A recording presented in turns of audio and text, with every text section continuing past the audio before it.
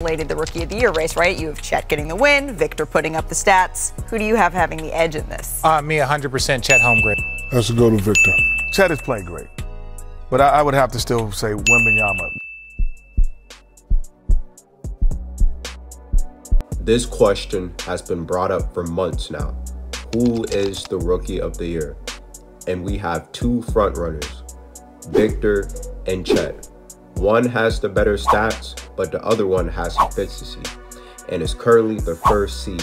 But to figure out the real Rookie of the Year, we have to break it down and go over the stats, the head-to-head matches, to get a better understanding of who is a better overall player. Now let's start with Victor. Victor was drafted #1 overall to the Spurs, and his hype was the most it's ever been since LeBron James. And of course, we had some haters, we had some doubters going into his first game, and he played the Dallas Mavericks on October 26th, and in the fourth quarter is when he woke up. Can have a quiet night. Cut it!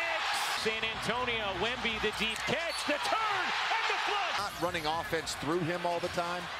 So even though they lost, a lot of people were convinced that he will be a superstar. Some even said an all-time great, but that's way too early for that.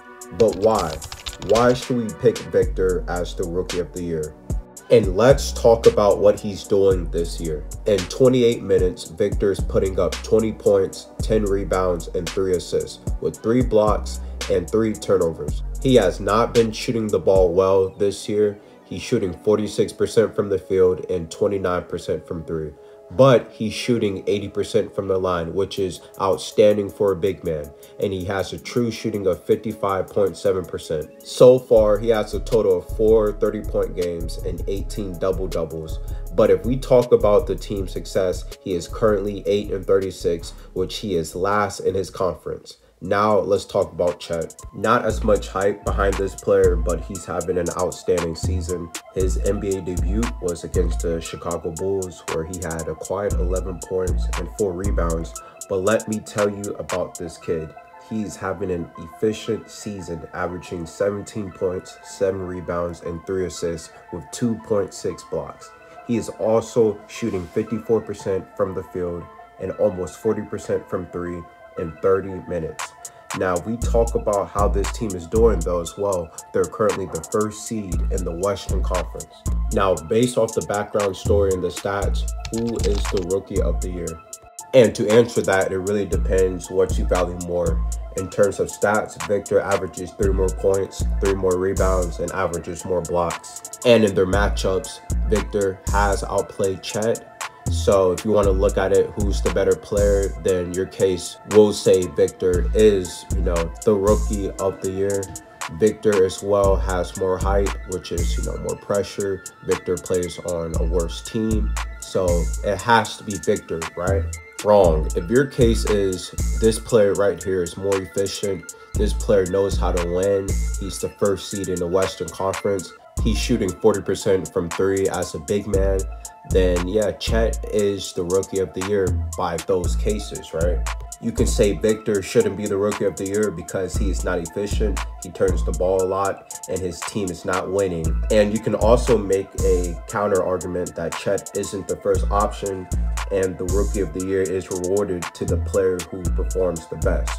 And if that's the case, then Victor is the Rookie of the Year. And you can clearly see that there is a debate between these two big men.